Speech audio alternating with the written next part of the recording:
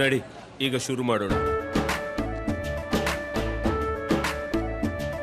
ಕೇಸರಿಯಿಂದ ಮನೋಲ್ಲಾಸ ಮನಸ್ಸು ಮತ್ತೇರಿ ಕುಣಿದಾಡಿದೆ ನೋಡು, ಮನಸ್ಸು ಮತ್ತೇರಿ ಕುಣಿದಾಡಿದೆ ನೋಡು. ಕ್ಷಣ ಕ್ಷಣವೂ ಆಚರಿಸಿ ಕೇಸರಿ ಹಬ್ಬ. ವಿಮಲ್ ಬಾಯಲ್ಲಿ ಹೇಳಿ ಕೇಸರಿ. Yes sir.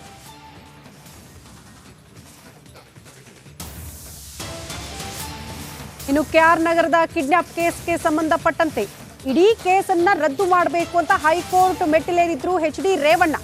ಅಪಹರಣ ಕೇಸ್ ರದ್ದು ಮಾಡುವಂತೆ ರೇವಣ್ಣ ಅರ್ಜಿ ಸಲ್ಲಿಸಿದ್ರು. ವಿಚಾರಣೆ ಮುಂದಿನ ವಾರಕ್ಕೆ ಹೈಕೋರ್ಟ್ ಮುಂದೂಡಿದೆ ಅನ್ನೋದ್ರ ಡೀಟೇಲ್ಸ್ ಸದ್ಯ ಸಿಗ್ತಾ ಇದೆ.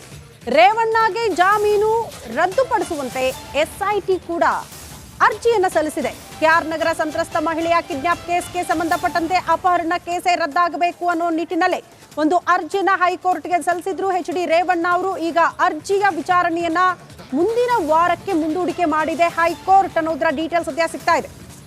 ಒಂದ್ ಕಡೆ ಈ ಪ್ರಕರಣಕ್ಕೆ ಸಂಬಂಧಪಟ್ಟಂತೆ ಅವರಿಗೆ ಜಾಮೀನು ನೀಡಲಾಗಿದೆಯಲ್ಲ, ಅದೇ ರದ್ದಾಗಬೇಕು ಅಂತ ಒಂದ್ ಕಡೆ ಎಸ್ಐಟಿ ಅಧಿಕಾರಿಗಳು ಅರ್ಜಿ ಸಲ್ಲಿಸಿದ್ದಾರೆ.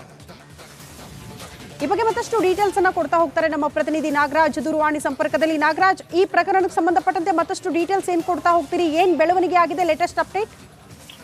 ಶ್ರುತಿ, ಏನು ಹಾಸನ ಅಶ್ಲೀಲ ವಿಡಿಯೋಗಳ ಪ್ರಕರಣಕ್ಕೆ ಸಂಬಂಧಿಸಿದಂತೆ ಪ್ರಜ್ವಲ್ ರೇವಣ್ಣ ಅವರನ್ನ ಇನ್ನು ಕೆಲ ಹೊತ್ತಿನಲ್ಲಿ ವೈದ್ಯಕೀಯ ಪರೀಕ್ಷೆಗೆ ಕರೆದುಕೊಂಡು ಹೋಗೋದಕ್ಕೆ ಎಸ್ಐಟಿ ಅಧಿಕಾರಿಗಳು ಸಿದ್ಧತೆಯನ್ನ ಒಂದ್ ಕಡೆ ಮಾಡ್ಕೊಂಡಿರ್ತಕ್ಕಂಥದ್ದು.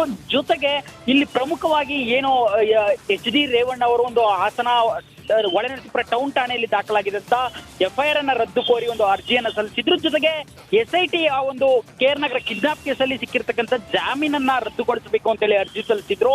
ಆ ಎರಡು ಅರ್ಜಿಗಳ ವಿಚಾರಣೆಯನ್ನ ಸದ್ಯಕ್ಕೆ ಹೈಕೋರ್ಟ್ ಏಕಸದಸ್ಯ ಪೀಠದಲ್ಲಿ ವಿಚಾರಣೆಗೆ ಕೈಗೆತ್ತಿಕೊಂಡಿದ್ರು. ಈ ವೇಳೆಯಲ್ಲಿ ಪ್ರೊಫೆಸರ್ ರವಿವರ್ಮ ಕುಮಾರ್ ಎಸ್ಐಟಿ ಪರವಾಗಿ ನೇಮಕವಾಗಿರ್ತಕ್ಕಂಥ ಎಸ್ಪಿಪಿ ವಾದವನ್ನ ಮಂಡಿಸಿದ್ರು. ಈ ಒಂದು ಪ್ರಕರಣದಲ್ಲಿ ಸಂತ್ರಸ್ತೆಯನ್ನ ಕಿಡ್ನಾಪ್ ಮಾಡಲಾಗಿದೆ, ಇದೊಂದು ಗಂಭೀರವಾದಂತಹ ಪ್ರಕರಣ, ಇಲ್ಲಿ ಸಾಕಷ್ಟು ವಿಚಾರಣೆ ನಡೀಬೇಕು, ಏಕಾಏಕಿ ಇಲ್ಲಿ ಜಾಮೀನು ರದ್ದು ಮಾಡೋದಾಗ್ಲಿ ಅಥವಾ ಇದು ಏನು ಒಂದು ಎಫ್ಐಆರ್ ರದ್ದು ಕೋರಿ ಅರ್ಜಿಯನ್ನು ಸಲ್ಲಿಸಿದ್ರೆ ಇದನ್ನ ಮಾಡ್ಲಿಕ್ಕೆ ಬರಲ್ಲ ಅಂತ ಹೇಳಿ ನ್ಯಾಯಾಲಯಕ್ಕೆ ಮನವಿಯನ್ನ ಮಾಡಿಕೊಟ್ರು. ಈ ಮನವಿಯನ್ನ ಆಲಿಸಿದಂತ ನ್ಯಾಯಾಲಯ ಈ ಒಂದು ಎರಡು ಪ್ರಕರಣಗಳು ಸಾಕಷ್ಟು ಗಂಭೀರವಾಗಿದ್ದು ಸಾಕಷ್ಟು ವಾದ ಮತ್ತೆ ಪ್ರತಿವಾದಕ್ಕೆ ಅವಕಾಶವನ್ನ ನೀಡಬೇಕು.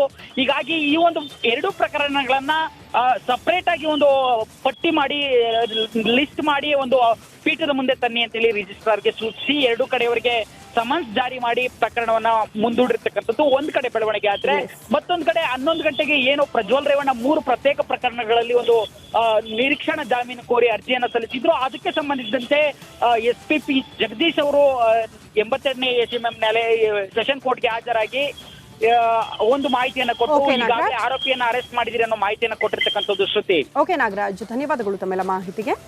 ದೇಶದ ಅತಿ ದೊಡ್ಡ ನೆಟ್ವರ್ಕ್ ನಿಂದ ಮೆಗಾ ಕವರೇಜ್, ದೇಶದ ಮತದಾರನ ಆದೇಶ ಎನ್ಡಿಎಗ ಇಂಡಿ ಒಕ್ಕೂಟಕ್ಕ, ಲೋಕ ಅಖಾಡದಲ್ಲಿ ಗೆಲ್ಲೋದ್ಯಾರು ಸೋಲೋದ್ಯಾರು, ಕರುನಾಡಿನ 28 ಕ್ಷೇತ್ರಗಳ ನಿಖರ ಫಲಿತಾಂಶ, ಫಾಸ್ಟ್ ರಿಸಲ್ಟ್, ಪಕ್ಕಾ result, number 1 election team, number 1 network, number 1 coverage.